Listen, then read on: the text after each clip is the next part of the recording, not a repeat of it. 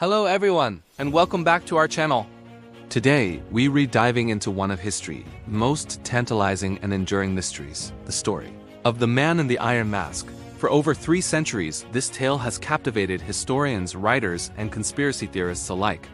Who was this enigmatic prisoner, condemned to live his life hidden behind a mask?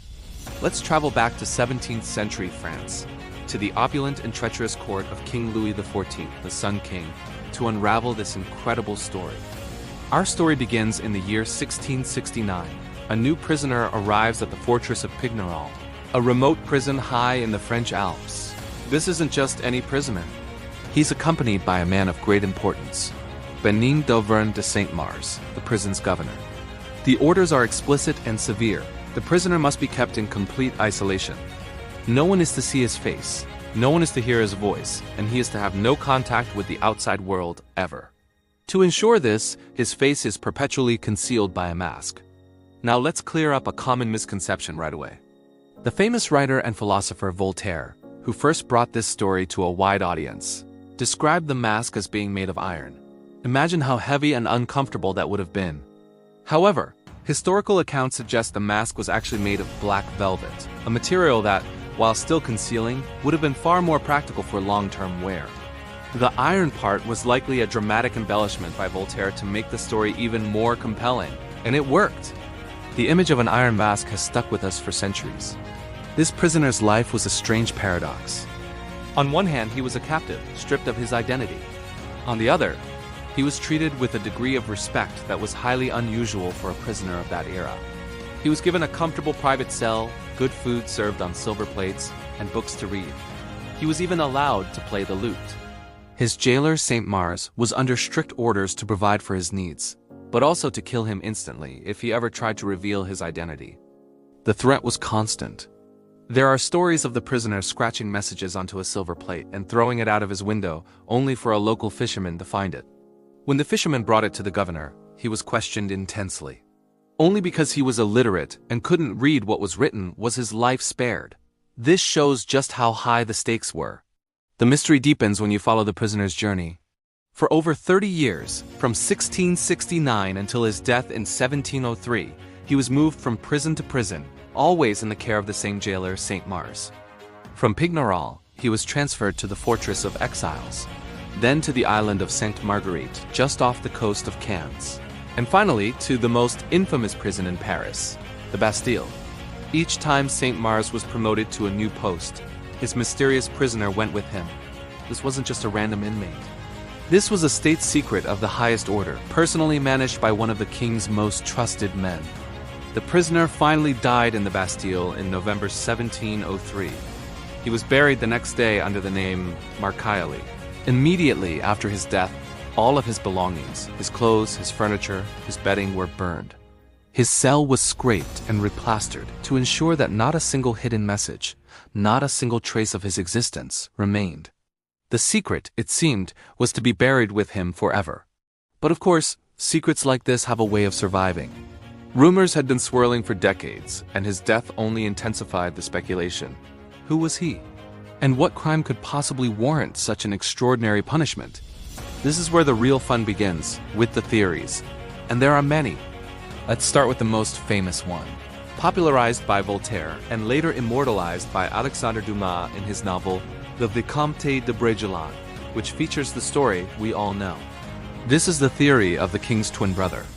The idea is that Louis XIV had an identical twin born just moments after him. To prevent any future challenge to the throne, this twin was spirited away and raised in secret. But when he grew up and learned of his royal blood, he became a threat. So he was imprisoned, his face hidden by a mask so that no one could see his uncanny resemblance to the king. It's a fantastic, dramatic story, perfect for a novel or a movie. But is it true? Most historians today think it's highly unlikely. The birth of a royal twin would have been almost impossible to conceal. So if not the king's twin, then who? Another popular candidate is a man named Eustache Dogger. This name appears in the arrest records from 1669, the same year our story begins. The arrest warrant for Dogger contains similarly strict instructions for his confinement and isolation. Some historians believe Dogger was a valet who had become privy to a dangerous political secret. Perhaps something involving a French minister's secret negotiations with England. Another theory suggests he was the valet of a disgraced former finance minister, Nicolas Fouquet, who was also imprisoned at Pignerol. Perhaps Dogger knew too much about Fouquet's financial misdeeds, which could have implicated other powerful figures at court, maybe even the king himself. This theory is more plausible, but it doesn't fully explain the extreme, lifelong measures taken to hide his identity. Was the secret of a valet really important enough to warrant 34 years of masked imprisonment? Let's explore some other possibilities.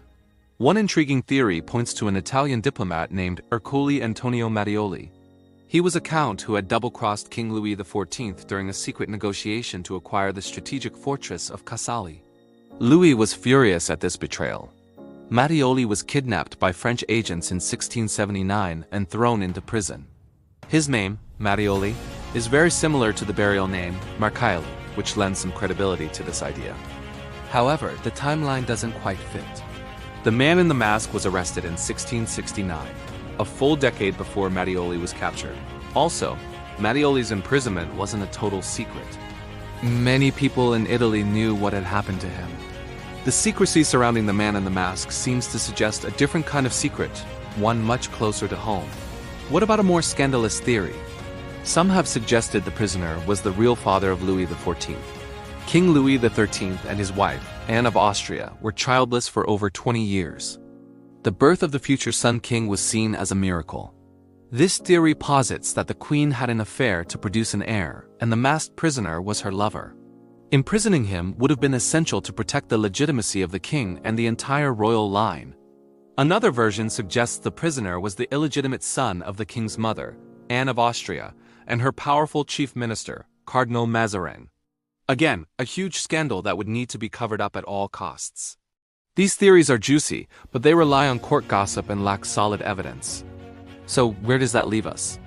We have a collection of compelling suspects, each with a plausible, yet unproven, story. The king's twin brother, the disgraced valet Eustache Dogger, the treacherous diplomat Mattioli, or a secret lover from the royal court. The truth is, we may never know for sure. The French government at the time did an exceptionally good job of erasing this person's identity. The few documents that exist are cryptic and contradictory. What this mystery truly reveals is the absolute power of King Louis XIV. In his France, the king's will was law. If he wanted a person to disappear, they disappeared.